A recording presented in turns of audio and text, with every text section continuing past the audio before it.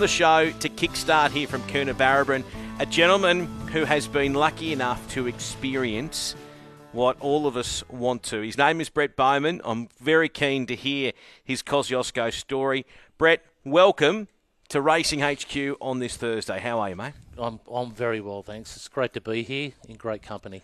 And great that we can come to your town. You've lived in Coonabarabran for a long time all your life, or? 27 years in Sydney and 27 years in Coonabarabran. Why did you make the move to Coona? Married a local girl. Yeah. And brought me out in the bush, and there I've stayed. How fantastic is that? You love racing. We'll talk about some of the horses you've got, but my first question is, why do you love racing so much? Just the whole theatre of it all. The build-up, the animal itself, the people around it, the camaraderie. It's just the whole package. Nothing's better than racing. Totally. You've got horses yourself? I have. I've got a few broodmares too. Okay. Which I breed from every year. I've been lucky enough to race them and then get them in foal. So, yeah. So the racing idea, or the Kosciuszko idea to get involved, probably was a bit of a no-brainer to you because you know how good the sport is. Last year, how many tickets did you buy to get a slot? Well, I brought $100 to start with. Right. Waited a few months and had another win on the punt on the weekend. Yep. So I said I'll purchase another $100, and with the second lot, I end up getting the slot. So wow. Yeah. Can I ask $200? Can I ask what you had the win on to get you the second? Do you remember what that win was? No, I don't quite remember. I should remember the winners because, you know. So, and what made you want to buy that second 100? Was it just because you'd had the win and you thought, I really want to try and, the experience? I think so. And I thought, well, it's not much of an outlay for such, of an experience. So why not just give it a go, Okay. Now, were you by yourself or were you in a syndicate? I was by myself. Right. So you were just riding solo. Did you find some people come out of the woodwork after you'd won the slot to say, hey... I did have a lot more friends than I used to, and blokes I haven't heard from for years seemed to give me a phone call or give me a message. So, where were you the day when you got the call from Racing New South Wales? I was working away. I was on a little Aboriginal mission at Kozi near Lismore. Yep. There's about 10 houses there in the middle of nowhere. One bar of service. Wow. And it's I got a phone call off a mate to say someone from Coonabarabran has won the Kosciuszko ticket. Right. I said, no, that couldn't be me anyway. And so I started sending him the numbers that I had. And then I started shaking. So I thought it could be me. Yeah. And then he come back and said, yeah, you've won the Kosciuszko ticket, so you better get back in the town ASAP. So put the sirens on the car, raced in the town and started ringing the...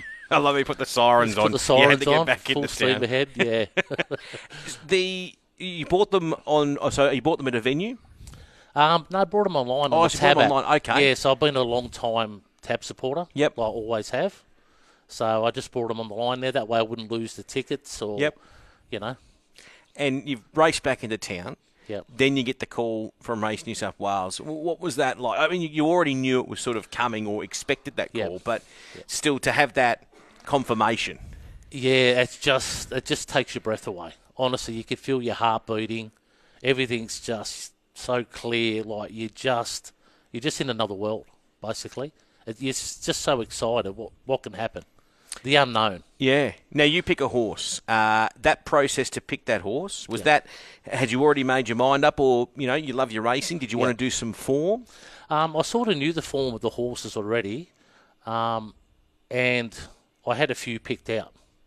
So I did know, but I actually didn't watch the draw because I didn't think I was any chance of winning. Wow. I just didn't watch it. I can't win a meat tray down at the local, Yes. All of a sudden, I'm getting these phone calls to, get a horse in this Kosciuszko race. So I did have a few picked out. I did make a couple of calls. The first two, one was Front Page. Yep. I think everyone. He's going to ring Front Page. The obvious, yeah. And then Far Too Easy. Yep. And my third choice was Matt Dunn with Boom Talk. Right. So you obviously you missed the boat with the first two. Yeah, yeah. Yep. Yeah. But isn't it funny, maybe, and correct me if you think I'm wrong, even though you would have missed the first two, you've still got this massive adrenaline, and also, too, you know how racing can throw up a curveball. Yes. You probably didn't mind. You thought, okay, well, we just move on, and Matt's a great judge. He is. He's a great judge. And to see that horse run into Group 3, and I think it ran third, it had no luck, couldn't get to the outside. I think it could have won that. That was about 3 weeks before the Kozi. And that's what got me really excited, that run there. And I thought, well, I think I've chosen the right horse. That was Boom Talk, so that was your selection. Did you say that name to Matt, or did he steer you in that direction? No, I just asked for that specifically, yeah. You asked that. And how was that conversation? Because you probably remember it like it was yesterday. Yeah, very approachable and happy to do the deal and very even what we come up with our deal. So more than happy, yeah. Really happy. Great trainer. The horse is flying at the moment, so... You've selected Boom Talk. So how many weeks? Was that early in the piece, or did you sort of wait a little bit to select Boom Talk? That was the first day. Yeah, okay, so wow. Probably it was an hour and a half before I realised I got the horse. Yep. So within the sirens going on, the next 10 minutes sort of the deal was done. Wow. Yeah, no messing around. No. And then it's come back to Cooner. It's get with the family and friends and explain the horse that you've selected. So obviously everyone would have been asking, what have you picked? Yep. Probably a lot of people searching that name on their phones and starting to follow the horse. Yep. What was the build-up and experience like? Not so much race day, but leading into it. I've heard from other slot holders that their trainers would send them information, videos. You felt like you were an owner of the horse. Yeah, basically, yeah. So I did get put on the Prism, the app, and got updates of the horse training. Wow. Where it's up to. Exactly the same as the bloke who owned Boom Talk. So I was getting the same correspondence. So I was very much enriched in the horse. 100%. Yeah, and the 6 weeks build up to the race was like I just couldn't sleep. I kept waking up and dreaming of things and of horse things. Yes, so, you know. Had you'd been to Royal Randwick before? Yes. Had you been there on a big day like this? No, not a big day. Like I've been there for a highway race and where it had runners, but not like the Everest. Right. No, the Everest Kosciuszko, a sellout. Yeah. Was unbelievable. And what about who came with you that day? Because you would have had to no doubt then get straight onto the net and book some accommodation and whatnot. Yeah. So I got hold of the ATC. Who were very approachable, and they asked how many you think you got coming, and I said, well, I could have 100 people wanting to come, but let's limit it down to 15. So I got 15 members tickets. Right. And took all my close friends. A few missed out. Yep. But the real enthusiastic racing people come with me. So wow. 15 of us on that day. So had they all been to Royal Randwick before, or were some of them for the first time experiencing it's a real baptism of fire Everest Day, because it's a lot busier than maybe a Cooner Cup or something like that. So it's wow if you've never been before. A lot of people it was their first time. Had never even been to a country meeting or city meeting, and they just the whole experience. Everyone singing "Sweet Caroline" and the atmosphere, and just the whole day was In terms of the actual race meeting, so we go top 4.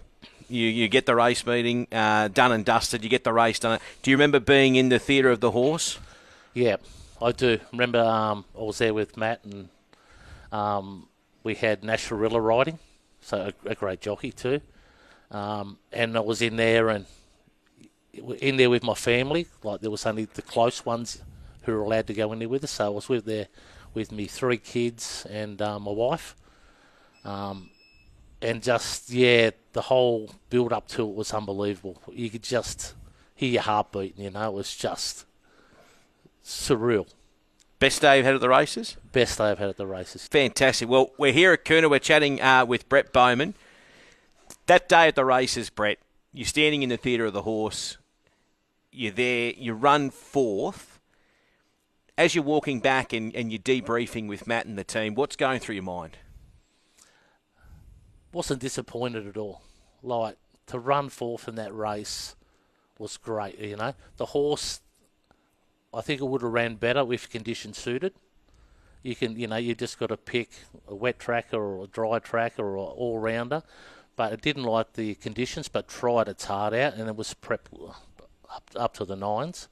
Then I just started to take it in and come down from the whole 6 weeks of looking at the weather and looking at the day and the whole data sort of process.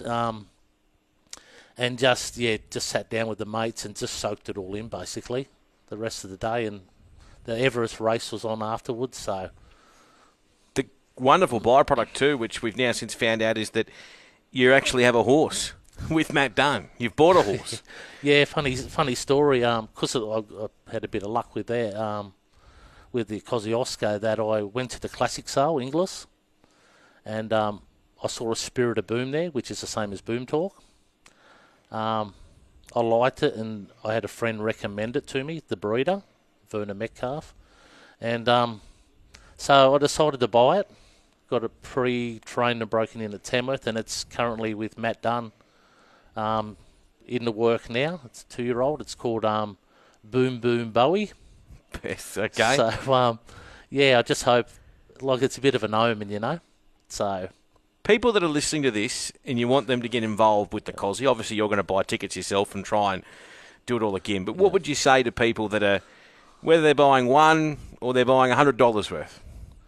You just got to give it a crack. Just buy what you can afford and give it a go, because you just never know.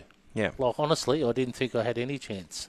There's a lot of tickets out there, a lot of big syndicates, but for a one-off owner to spend $200 is unbelievable, to come away with that. Great that you could come on and talk to us about the Kozi, mate. Really appreciate it, Brett. Not a worry, thanks. Brett Bowman on Racing HQ.